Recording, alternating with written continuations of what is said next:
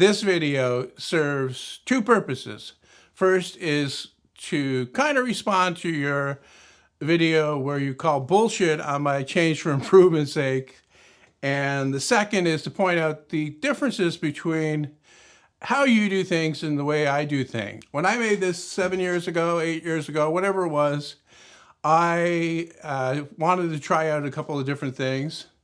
The first thing that I wanted to try out was to make the tension adjustment on the bottom wheel. Now, in your video, you say that I wanted to have the tilt down there too. I never had the tilt on the bottom. It was never my intention to put the tilt on the bottom wheel. It was always my intention to have the tension on the bottom wheel, the whole motor assembly to lift up and down, and the tilt would be on the upper wheel.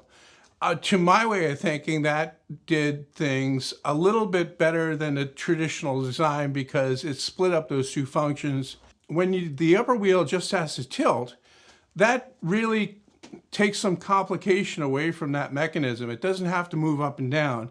It only has to tilt. So therefore, you can have a very simple mechanism, and that's what I had in here in the beginning. It was just basically a metal bar that was fixed at the bottom, welded into the frame actually, and the shaft stuck out of it. And then the upper part could be pulled back and forth, and that would tilt the wheel in and out. And it really doesn't get any more simple than that. It's just that bar flexing back and forth. The problem I have with this is the bar I used was a 3/8 inch thick piece of stainless steel, and it was way too stiff. I could still adjust it, but it was very difficult to do. And the problem I eventually had was that the adjuster screw on the back, the threads were wearing out because it had to pull so hard on that bar. What I did was I abandoned the idea. I haven't abandoned it completely though, and I settled for another mechanism that was temporary. That's the way I looked at that. That was just to get the saw running again. It was my intention to always, after the bearings started wearing out, to change that upper shaft to 1 inch to get the bigger bearings. So that new arrangement that I made a couple of years ago to do that was just a hasty repair to get the saw running again. And as for the bottom lifting and lowering to tension the blade, that wasn't really that big a deal either. What you do is you build the motor assembly so it's all self-contained, and then you make that just move up and down. The only tricky part about that, and the way I approached it at the time, maybe made it look more complex than it actually is, was the way to lift and lower it. I had a comment in that video, I think it was, in your video, where somebody said as soon as you take the blade tension off the motor and that drops, or if the blade breaks, the motor drops. It doesn't work that way. There's a screw that lifts and lowers that, so it stays at the same height regardless. And it's that screw actually, or the whole frame of the saw basically, or the mechanism there, that puts spring tension on the blade. There's no tension springs in there anywhere.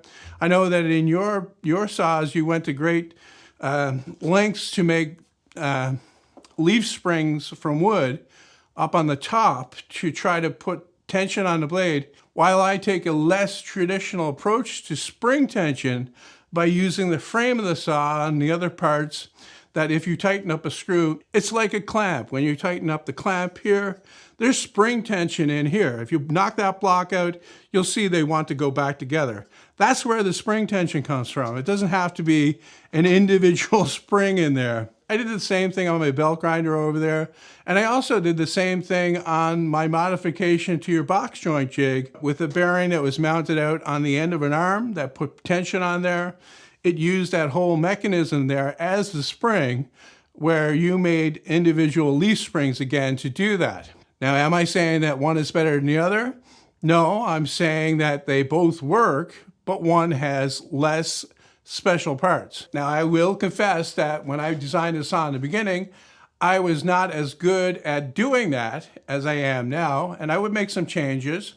But the designing and building of this saw helped me to improve the way I look at things in so many ways, in so many different places. Immediately after doing that bottom part there, lift and lower, I condemned it. I said it was not a good approach. But now that I've had more time to think about it, I can see that it is sound because it does make the upper part here, which is considerably less, solid than the bottom can be, a lot less complex. Now moving on to part 2 here, where I talk about the differences between the way you do things and the way I do things. I think it comes down to, basically it comes down to different ways of seeing things right at the root of how things are done. How do I put this? I never set out to make a finished product in the strictest sense of the word, whereas I think that that is your main goal. You start with the idea that whatever you're going to be building, whatever you're going to be designing, it has to be 100% ready to go right out of the gate, the first try. I never take that approach. What I'm looking for, it's not a matter of looking for something that's good enough to work. It's a matter of looking at the things that I make almost like a test bed. I can build this and I can try that. And if it doesn't work, I can try something else, and so on and so forth. It's very much like this bandsaw here. The number of times that I've made changes to it have proved that out. I've tried different things on there. Like the blade guide system that I had on here to begin with used those pieces of ultra high molecular weight plastic as guide bearings, and they worked really well for wide blades, but they didn't work well at all for narrow blades.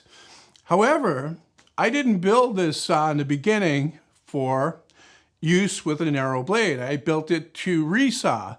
My thinking at the time was, because I had a much bigger shop than I do now, I would have this as a dedicated resaw saw, and I would build a smaller, maybe 12-inch or 14-inch bandsaw to put smaller blades on and use that instead of this for the finer cuts. So for using it to resaw, those guide blocks work great. They would not wear out with the wider blade.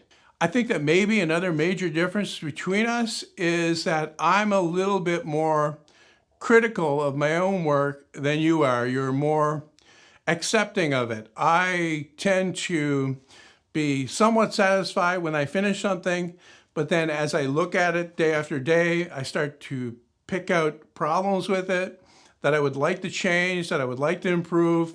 Eventually I get to the point where I do those changes and I make those improvements, whereas you seem to be happy to settle for something that just works the way you envisioned it in the first place. And there's nothing wrong with that. I remember watching one of your videos from a couple years ago where you went up into the attic and you pulled down one of the toys that you made when you were younger. I think it was a forklift thing with tracks.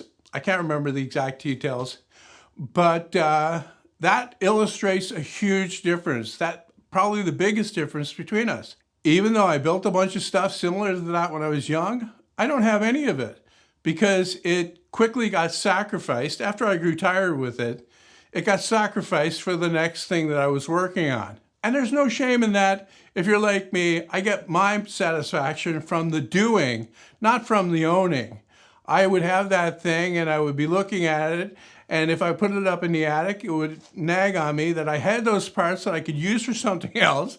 So I would pull it down and I would take it apart and I would use it for the thing that I want to build now.